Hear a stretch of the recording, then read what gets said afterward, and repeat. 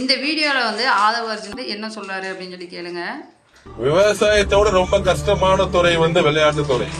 ஏன்னா ஒரு விளையாட்டு வீரன் காலைல 5 மணிக்கு எந்திரிச்சு 6 மணிக்கு கிரவுண்ட்ல இருக்கணும்.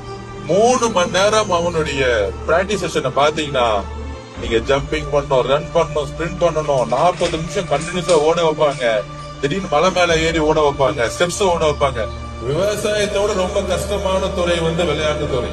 அதாவதுங்க ஆதவ அர்ஜுனா அவர்கள் வந்து என்ன சொல்லியிருக்காரு அப்படின்னம்னா, காலையில் இத்தனை மணிக்கு எந்திரிச்சு கிரவுண்டுக்கு போய் இத்தனை மணி நேரம் ஒர்க் அவுட் பண்ணி திடீர்னு வந்து ஜம்ப் பண்ண சொல்லுவாங்க, மலையேற சொல்லுவாங்க. அதனால விளையாட்டுத்துறை அப்படின்றது விவசாயத்தை காட்டிலும் மிக கடினமான ஒன்று அப்படின்னு சொல்லி சொல்கிறாரு.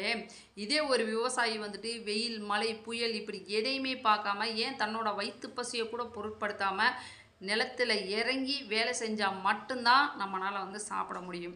நம்ம சாப்பிட்டாதான் ஆதவ அர்ஜுனா அவர்கள் சொல்கிற மாதிரி கிரவுண்டில் போய் நம்மளால் குதிக்க முடியும், ஓட முடியும், மலையேற முடியும். அப்போ அதுக்கான ஸ்ட்ரென்த் எங்கேருந்து வருது? ஒரு விவசாயி நிலத்தில் இறங்கி வேலை செஞ்சு அதை அறுவடை செஞ்சு அதை தான் வந்து நம்ம சாப்பிட்றோம். அது மூலமாக தான் வந்து நமக்கு ஸ்ட்ரென்த் வருது. அப்படி இருக்கிறப்ப நிலத்தில் இறங்கி வேலை செய்கிற விவசாய பெருமக்களும் விளையாட்டு வீரர்களும் ஒன்றா? இதை வந்து ஆதவ அர்ஜுனா எந்த அர்த்தத்தில் ஒப்பிட்டு பேசுகிறாரு அப்படின்றதே தெரியலை.